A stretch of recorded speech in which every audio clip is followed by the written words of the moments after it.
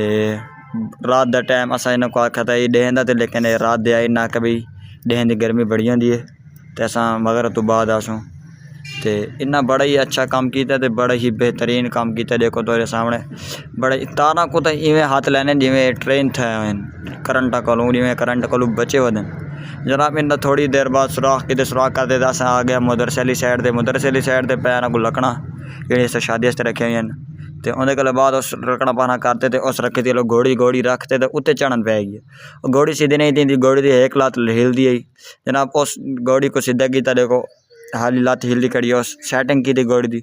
Setting करते तो जनाब हाली भी सीधी नहीं था, हिलती आई। थोड़ी देर बाद उस आखा भाई वो वटा शाटा चाह रहे उत्ते रखूँ वाली नहीं, लेकिन आखिरकार में चढ़ गया उत्ते। तो उत्ते चढ़न तो बाद वल ड्रिल सीधी नहीं थी, वल उस आख्या कि ये ड्रिल सीधी करते क्या दिनों को लेवल सीधा करते, तो वल लेवल सीधे करने पैन पे तो देखो उत्ते अब मतलब लाइट लाई बैठे।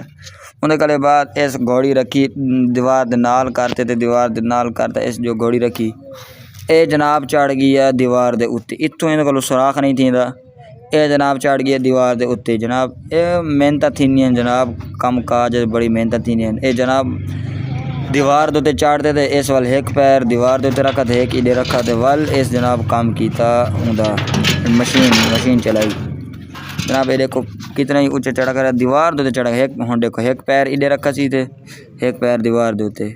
वाल ये काम सीधा नहीं थी, वाल इधे कहते ना घोड़ी दूए पैर उत्ते रखे थे।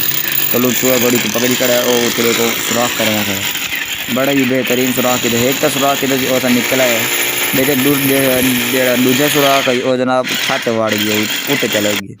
उन्हें बाद असा लाई तार लाते थे एडे एडे को ये हूँ सोच लेना बैठे। देखो हाथ नाल पकड़ी इवें बैठे नहीं सवाब का काम हो, थोड़ा जहा करंट लग गया तो खिलन पै वैसी। तो उन्हें बाद वाल इस किया उत्ते क्या दिन काम करते वाल असा इस पकड़ाई उत्ते गाडरियाँ जी उत्ते लगी दी इंसान को उत्ते, तो इस ओ पकड़ाइयाँ तो एडे को दूए छोर पकड़े खड़े आखिरी दूँ फौजी आई तो त्रीजी वैसी पई उत्ते। तो उतों भी छोर चंगे तकड़े खड़े एक उतों वसीम भाई आ गए। वसीम भाई भी बड़ा काम किया, इन्हें दे नाल बड़ा हाथ वटाया उन्हें बाद इन्ना उत्ते हसीम भाई उत्ते छिका उत्ते छेक दे वल उत्ते चले गए गार्डन उत्ते चले गए। तो वल इन्ना वल उत्तों आनते थे क्या देन पता नहीं क्या ग्राइंडर नाल उन्हें बारे की सुराख कर रहे उन्हें वेखना फसाया।